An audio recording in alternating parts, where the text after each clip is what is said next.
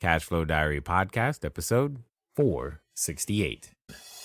Welcome to yet another exciting episode of the Cashflow Diary Podcast, the podcast that teaches you insider tips, tactics, and strategies for creating leverage streams of cash flow into your life. Learn from top-performing entrepreneurs, business owners, investors, and thought leaders from across the globe as they share their secrets to success. Like what you learn on this and other Cashflow Diary podcast episodes?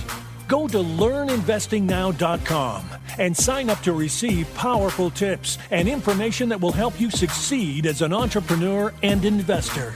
Now, here's your host, investor, entrepreneur, business owner, educator, speaker, author, and master facilitator of Robert Kiyosaki's cash flow game, Jay Massey. All right, ladies and gentlemen, welcome to another episode of the Cashflow Diary Podcast. I'm your host, Jay Massey, and I'm glad that you are here today because here's the thing. I know something about you. In fact, you could say I know many things about you. One, you continue to listen, and we thank you for that. You continue to share episodes, and we thank you for that. But here's the thing I also know. I know that you want your business to grow, whether it's growing from zero because you just got started, or whether you're at the 6-figure mark and you're like, cool, I'm ready for 7, or whether you're at 7 and you're ready for 8. Here's what I know. You want your business to grow. And oftentimes when we're ready for growth, well, or at least we think we're ready, and we find out on the way that we may not be ready. Did you know that there's a specific structure necessary for making sure your business is able to grow? And if you didn't, that's why you're going to pay attention today. Because I have with me none other than Michael Zipursky. You may know him from consultingsuccess.com. You may know him because he is the CEO of consultingsuccess.com. But most importantly, he has also advised organizations like the Financial Times, Dow Jones, RBC, Omron, Sumitomo, and helped Panasonic launch new products in global markets. But more importantly, he's helped over 300 consultants from around the world in over 50 industries add 6 and 7 figures to their annual revenues. This is code for he knows how to make stuff happen. And that's why you're going to pay attention today, because you want to make stuff happen. You want to take your widget and your what's it and grow it. And I think we've got the individual who knows it. So take out that pad, take out that pen. Do the things that you know you need to do to make sure that you pay attention and or bookmark those sections, because I have a feeling we're going to learn a lot today as we listen to Michael Zipursky. Michael, how you doing? I'm terrific, Jay. Great to be with you. I appreciate you making the time because you're a busy guy. I am, yeah. I know you are too. I mean, most of us that are making things happen tend to be fairly busy. That is very, very true. Now, with this being the first time that you are here, I need to ask you the same question that I tend to ask everybody else the first time that they're here. You ready? Let's do it. All right. I tend to look at today's entrepreneurs a lot like yesterday's superheroes. You know, Batman, Robin, Wonder Woman, the Hulk, etc. Because I think entrepreneurs and superheroes have a ton of things in common. For example, there was a time where you could say that as an entrepreneur, you can envision yourself like flying around town, maybe even wearing a cape, but using your products and services to save customers. And at the same time, as a superhero does, an entrepreneur has a beginning. I mean, if you think about Spider-Man, for example, there was a time he was just a kid going to school, taking some photos, trying to make some money and get some good grades. That's it. And then one day something special happens to him and he discovers, oh my goodness, I have special powers and I get to use them for good or for evil. So my question to you is as follows.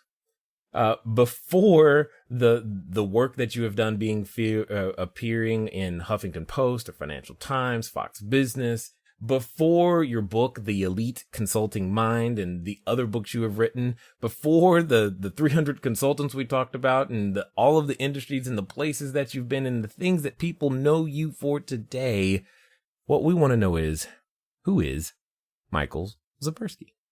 Well, of course, I'm invincible. You know, I like that. You know, don't all of us when we're young think that we are, right? Yeah, you know, my son for sure. Yeah, I think, you know, I grew up feeling like an outsider, actually, when I was quite young, my family kind of uprooted us and moved us to the Middle East. So I spent about 4.5 years there. I came back to North America, had to learn how to kind of speak English because that wasn't really my first language. And though I believe I was a pretty popular kid throughout my early years, I always kind of felt like an outsider because I had grown up in a different culture and different environment, different language, and so forth. So that's really kind of where I began. My early years, I was very focused on sports. I excelled in that area. And I think that those two combined, feeling kind of like an outsider from an early age and also playing sports, I was very competitive. And that's something that served me well throughout, my later years and even to the present. Anytime I put my mind to something, whether it was in university or on the field, it was never a question, still is never a question of, can I achieve it? It's just a matter of how am I going to achieve it and what do I need to make that happen? Got it. Now, you started by saying you were uprooted, and what's interesting to me is I haven't been able to determine your accent. So I'm going to say uprooted from where? Because it's a mixture. I'm like, where is he from? Well, so here's the thing, right? I'll get this as I was in college. I'd spent the whole year kind of surrounding myself with friends and people that I met in different classes. And we were studying for the final exams, just a few weeks kind of left in the school year. And a couple of people that were sitting beside me said, "Hey, by the way, like, where are you from?" And I said, "What do you mean?" He said, like, where are you from? And you have an accent. I said, "Like, what are you talking about?" I'm Canadian. This is in Vancouver at that time. And I said, I'm from here. But clearly, I really, I'm not. I feel more international than I do necessarily Canadian.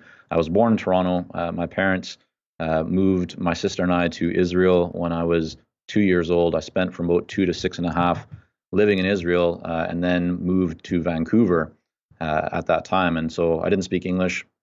Didn't really know anyone in Vancouver aside from my cousin Sam and his family, but I didn't have any friends or any real network. So that's kind of how I got started. And then I ended up studying different languages throughout school, but I also moved to Japan and built consulting businesses over there. So I speak Japanese and I lived there for several years.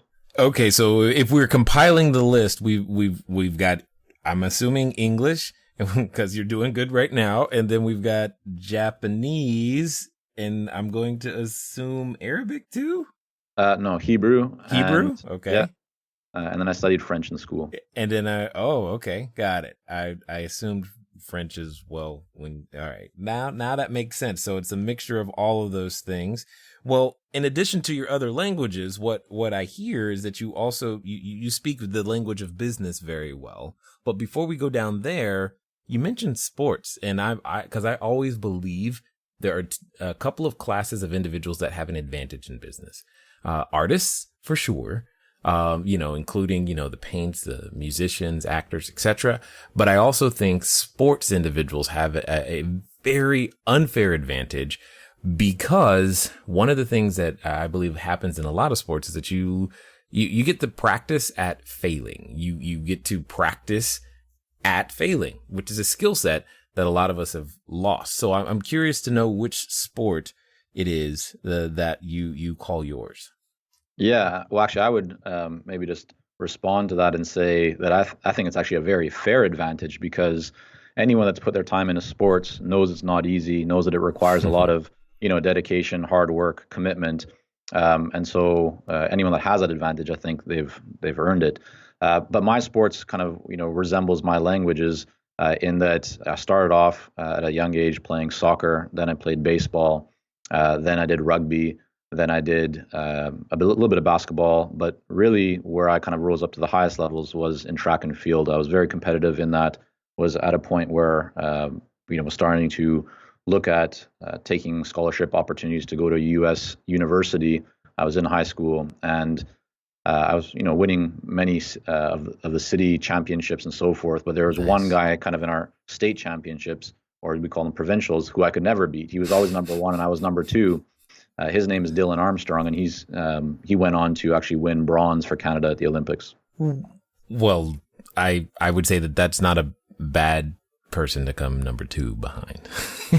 There you go. And so when you were talking about like superheroes at the beginning of this episode, I would say that Dylan Armstrong to me was the Hulk. I mean, I was not a small kid in high school, but he was a giant, and I haven't seen him for many, many years, but I just remember looking at that guy and going, wow, like where does he come from?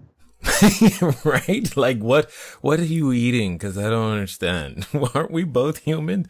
I totally hear you there, because growing up playing basketball, definitely had my fair share of how did you do that? I don't even understand. Your body's not supposed to move like that, but okay, yours did.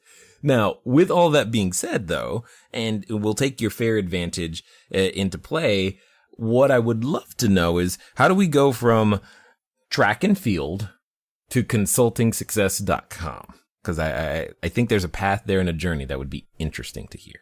Sure. So, sports was my whole life up until my final year in university. I ended up going over to Southeast Asia, with initially a trip with my father and stepmother. That opened my eyes to just a whole new world. I came back, stopped doing sports, got into arts, photography, music, poetry, all that kind of stuff.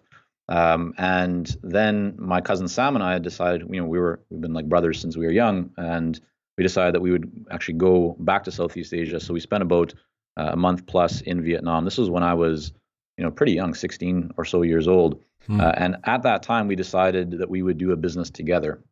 And so when we got back, we started. Hold on, at 16. I just want to make sure that's clear. That is correct. Oh, okay, perfect. It required a lot of persuasion and making my case like a lawyer would to my parents to allow me to go. And I don't know why they did, but they did. So that was just an amazing experience, at that age to go there. And Sam's older than I am.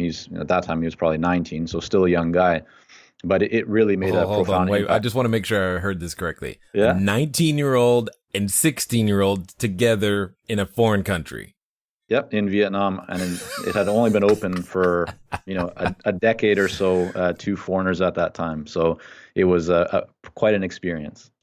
Yeah, I can imagine. All right, please keep going. This is good. Yeah, Jay, your listeners are probably going like, I thought this is a show about business and making money, and we're talking about like travel and languages. What's going on? But it is. It's because it's all connected. Yeah. I've seen so many times with the hundreds of entrepreneurs that we've gone through, where you've been, how you grew up, the things that you influenced you young, play into. Oh, that's how they were able to make their transition. That's how they are the way they are today. And if we skip that, then often what happens is we're left feeling, what's wrong with me? And that's why we've got to have this story. But this is a unique thing in Vietnam with 2 teenagers. I'm like, sure. Okay. So we decided we were going to actually start a music label was kind of our initial thinking. That didn't last very long, even though we both are big fans of music. Mm-hmm. We actually ended up starting a web design and development consultancy. And so that happened just when I was finishing up high school. And we worked with some clients in there. Sam was really focused on the design and branding and web side of it. I was focused on the marketing, the communications, the client kind of account management side. Learned a lot of lessons from that business. It was a great kind of initial experience for us to run that business together. And then we started another consulting business at that time called Kanke Culture. Kanke in Japanese means relationship. And that was where we started to get a lot more into branding and marketing communications as a consulting business.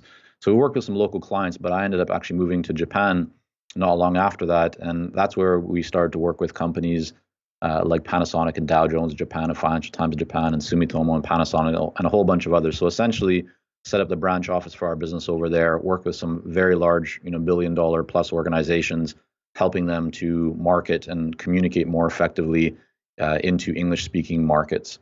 And you want to jump in or? Well, actually, here's what's going through my head. Here's something that's unique. That's not about your story that we've not heard a whole lot is, it sounds like you went straight into this consulting world, and that's literally where you've planted yourself. You didn't take a journey through other types of business models. You went straight into consulting and just like, hey, I like this. That's unique.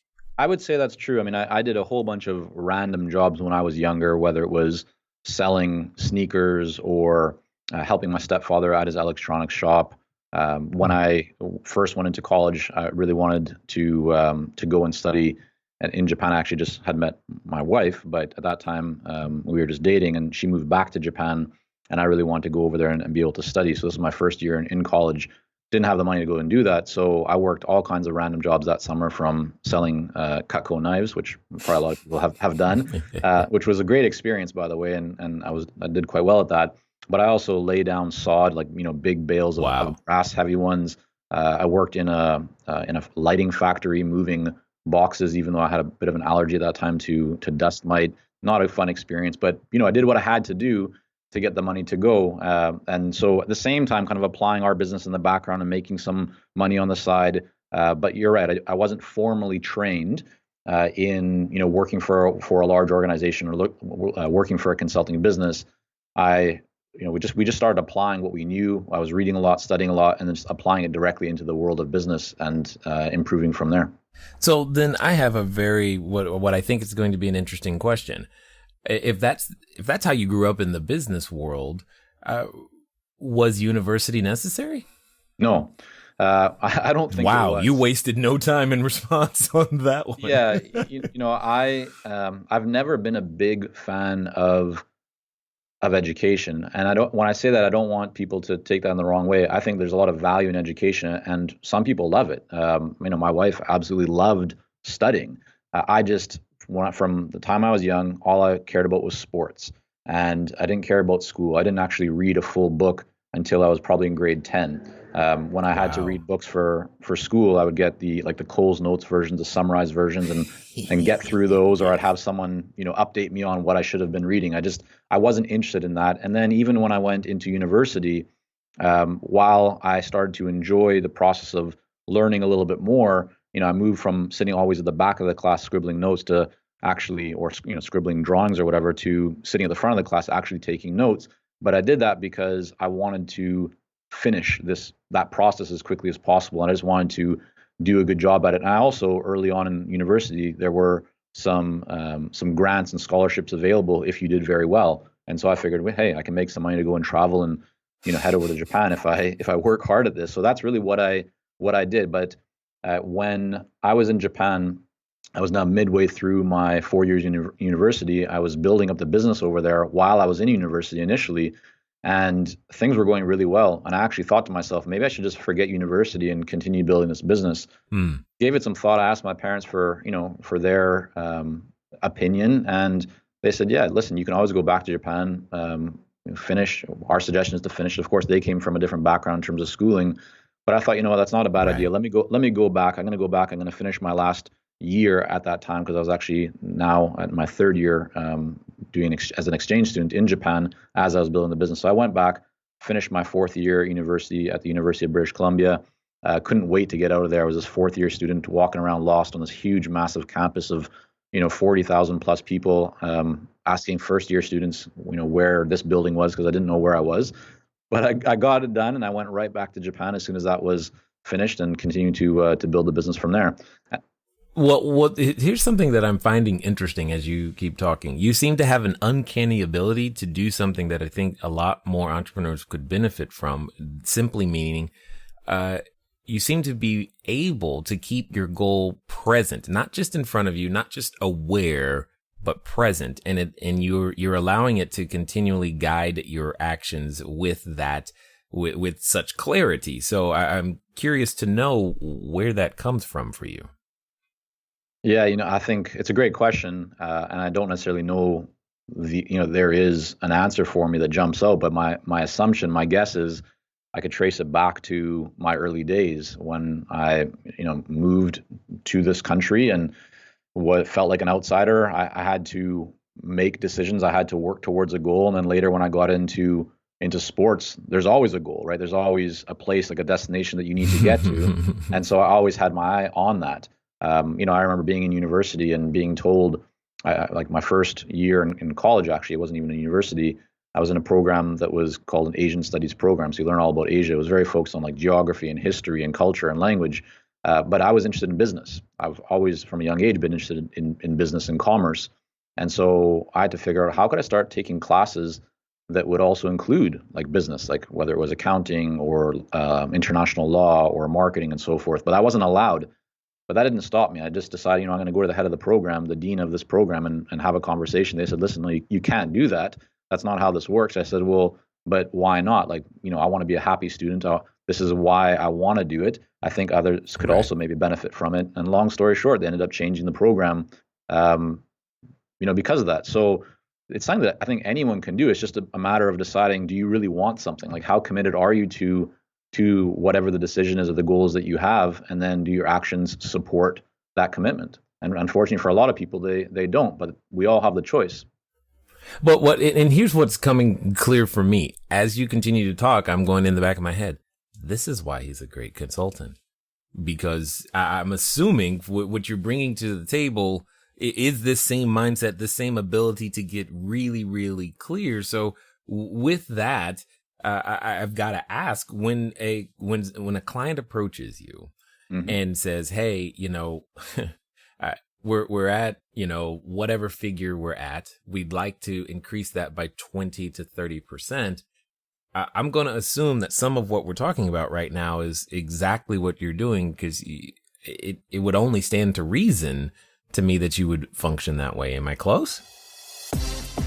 Hello there, entrepreneur. This is Jay Massey, and what I want to say to you is that the number one mistake that I have ever made in business, number one, has been waiting too long to do the books, waiting too long to get the bookkeepers, the accountants, the CPAs, the CFOs involved, and I don't want you to make that same mistake. That mistake cost me over 6 figures, and now for a significant discount, you have the ability to get your books together using FreshBooks. So what I want you to do is I want you to go over to gofreshbooks.com/cashflow diary. Again, that's gofreshbooks.com/cashflow diary. FreshBooks is the easy to use software designed to help you, the small business owner, the freelancer, get organized and save time on invoicing, getting paid faster, keeping those books in order so that it becomes a bonus for you to do your taxes as opposed to a burden. Go over to gofreshbooks.com/cashflow diary and get started today. And now let's get back to the rest of the story. A lot of growth, like 20-30% growth for a lot of consultants can happen actually very quickly, because I think the key word that you hit on in terms of being clear, I mean, our coaching program that we run is actually called the Clarity Coaching Program, because what we really help consultants to do is to get clear on the foundation kind of building blocks that are required to have a very successful consulting business and be able to grow it. A 20 to 30% increase can often just come from shifting your structure and positioning of your fees. Much greater growth, 100%, 200%, 300% growth can happen when you start to add in a few other blocks into it. But I think in all business, it's oftentimes people are thinking about that in order to grow, that they need to add more, they need to do more. But in fact, I've always found that subtracting, looking at what you can remove from the equation to get clear, to get more focused, and then to see a greater impact and effect is actually ends up being more successful. Okay, so I think we need to say that again. So you're saying for a lot of people, business individuals, if they want to grow, the best way to grow is to subtract? Yeah, do less, not more. Interesting. Got it. I'll give you an example of that. I mean, these days, what I typically see, and this might be different for you, Jay, but a lot of people are thinking, okay, I want to grow. And so they're going to go out and look for what is the best practice around doing that. And they're going to start then, doing some new kind of technology or using some tool or trying some new method. And they're going to get a little ways into that. And then all of a sudden they're going to say, okay, this is kind of working, but not really. What else could be working better? And then they're going to go off and try and, add on something else now completely different. And so they end up going in this loop of trying a little bit of different stuff, dipping their toes in, seeing a little bit of an impact from, but not really. And then it keeps going on and on and on. But if you look at the most successful businesses over time, there's a great book on this topic by Richard Koch called Simplify. The most successful businesses are always very, very focused. They're not adding tons of products or tons of services from day one. They usually have a very focused set of offerings, and they figure out how to deliver it in the most simplistic way. And that's really where their power comes from. Interesting. What's funny is that when you were talking this time about keeping things simple, for whatever reason, and it's not even a place I like to go, but In-N-Out, I don't know if you're familiar with them. They're a burger chain here in the US. They have, it's burgers, fries, shakes. Yep. You don't go, that's what they got. That's what, if you want that, go there. If you don't go there. But they always have an insane line all the time. And I think that would be a perfect example of what you're talking about. But how does a business owner determine what's the extra and where the point is to what's the drive deep? Yeah, I mean, the first question I would encourage people to ask, or just to kind of analyze in their current situation, is what are you doing right now that is actually having the greatest impact? If you do a little analysis, you'll often find that your greatest growth or greatest source of revenue can be attributed to a smaller kind of set or subset of what you're doing, because not all activities are equal in their impact and effectiveness. So by honing in on what is actually producing the greatest result and then removing the things that are not producing a great result, that then allows you to focus more time, energy, resources on where you are seeing the better result or greater success. And that will then start to compound and accelerate the compounding, which will lead to greater overall growth, and typically done in a manner which faces a lot less resistance than trying to do a whole bunch of stuff that isn't necessarily working well for you. No doubt. We don't know what you're talking about. We've never been down those rabbit holes at all. Not even once.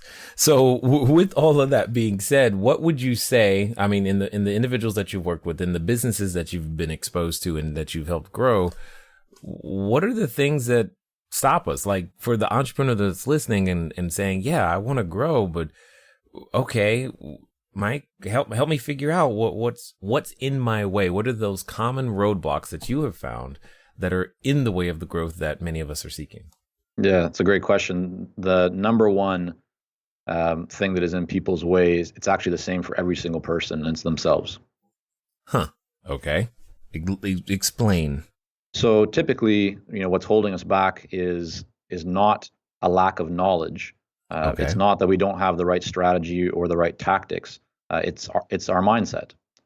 This is really what I share in the Elite Consulting Mind, filled with kind of 16 stories of the most common mindset roadblocks or challenges that I have observed over the last 18 plus years that consultants face.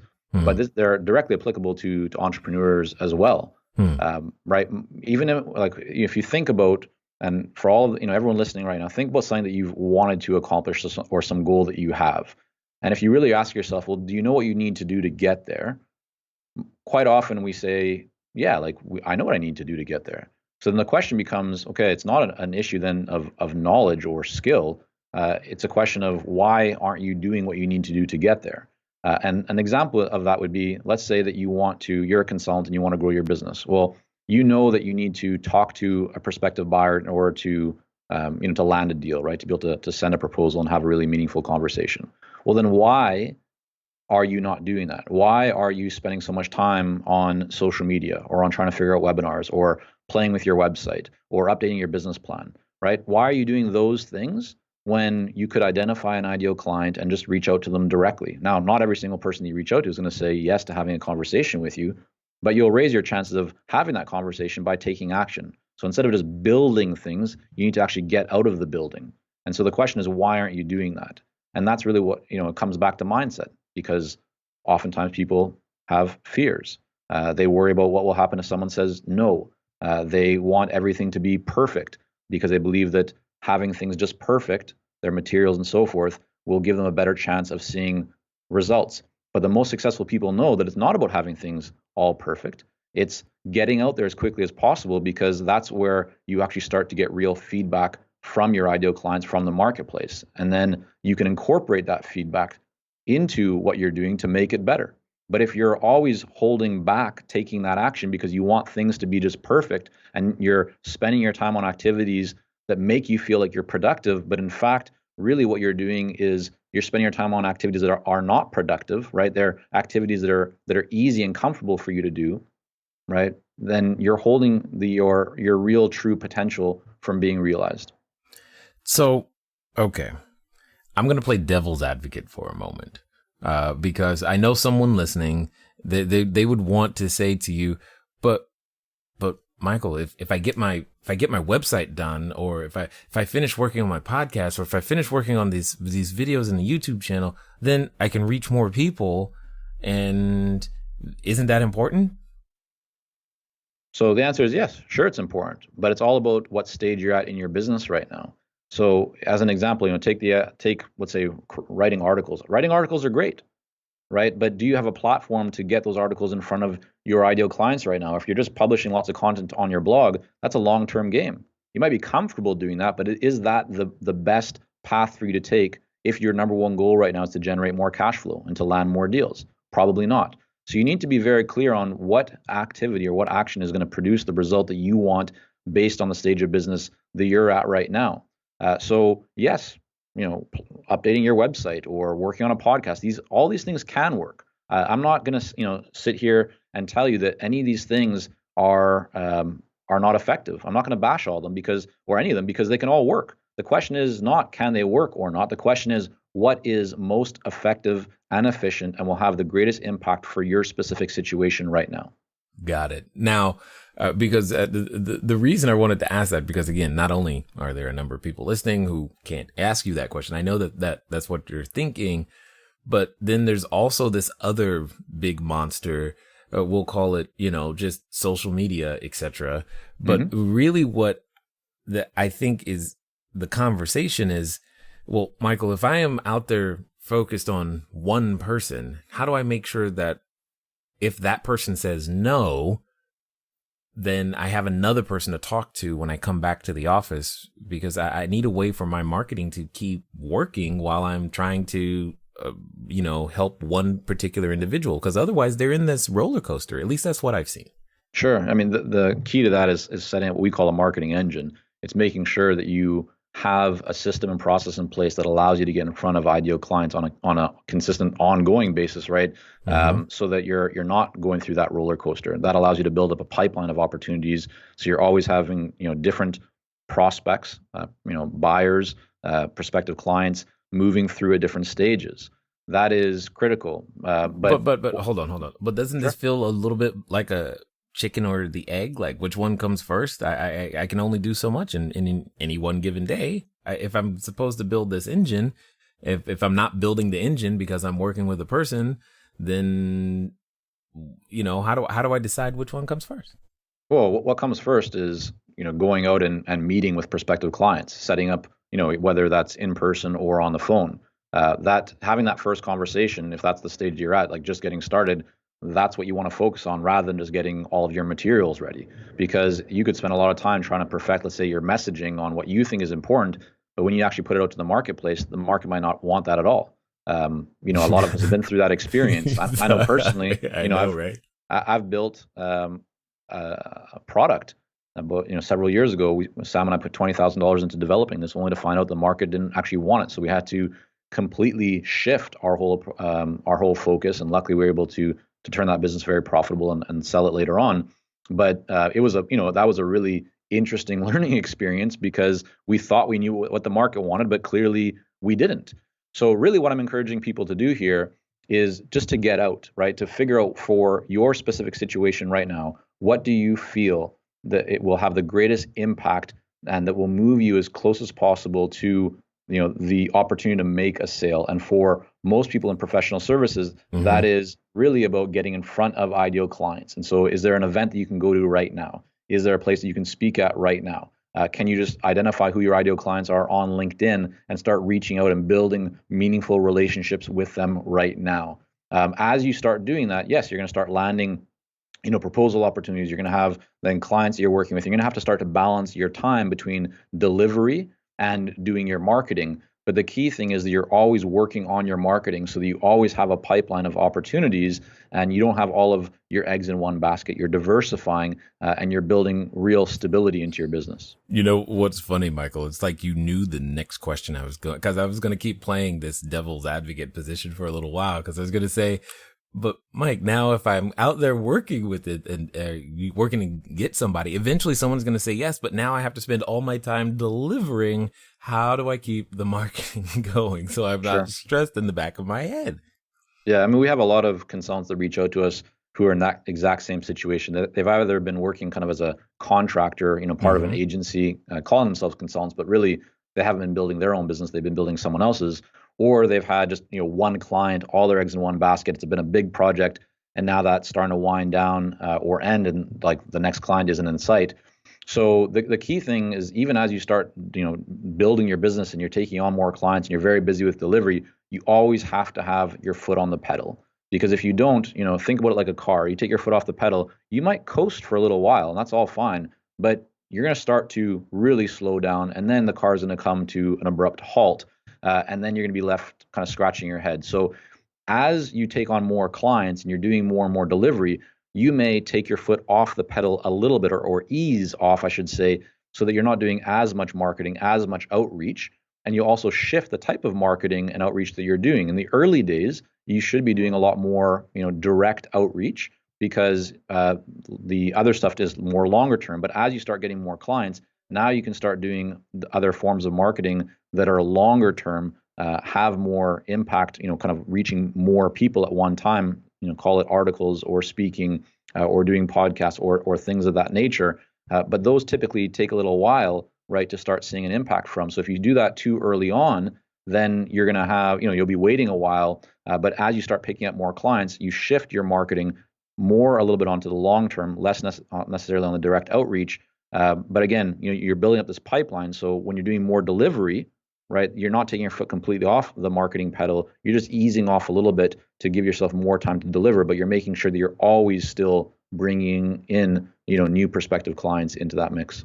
Yeah, totally makes sense. So I know that there's also a number of people who are listening right now who want to find out more about what you've got going on, maybe even, research some of your books or even connect with you directly. What's going to be the best way for them to track you down? Yeah, for sure. They can go to consultingsuccess.com. And if you go there, we have a 51-page guide for people who want to grow their consulting business. And of course, that's free. So you can just go to consultingsuccess.com to get that. If you're wanting to take a look at some of the books and so forth that we put out for consultants, you can find those on Amazon. The most recent one is The Elite Consulting Mind. Excellent. So as we wind down here, I have a final question for you. The persons listening, there's probably a number of people who have reached a decision point. They've listened. They're like, you know what? I'm going to do this. I'm going to become that entrepreneur. I'm going to put on my cape and go out there. They may even be standing in front of what I like to call the superhero outfit store right now. But like I know, when we reach these points of decision, oftentimes what happens is that we have a companion, and that companion comes in the form of a voice. And it usually says things like, who are you? And why on earth do you think anyone's going to buy a service from you? Or what? You're going to consult who? And you're going to do what in business? Like, really? And for some people, they're even related to that voice. So my question to you is as follows. Let's pretend that today is going to be different, though. They're actually going to take action. They're going to follow through, and they're going to do so in the next 24 to 48 hours. What would you suggest that they do? Great question. First of all, number one, give some thought to who really is your ideal client. Who can you help the most? Where do you have the greatest experience and track record and have achieved results previously? And where do you see the biggest demand? Like who right now, where is that market that is hungry? That's number one. Number two, then reach out to those people. And you don't need to sell them anything right away, but start building a relationship with them. Start a conversation, whether that's taking them out for a coffee, having a phone call, engaging in a conversation through LinkedIn, or attending an event where they are. Get in front of them and start to build that relationship. This is not a consumer sale necessarily, right? It's going to take some time because we're not talking about selling a $200 gizmo. We're talking, in my world anyways, of selling 5 and 6 and sometimes even 7-figure service offerings.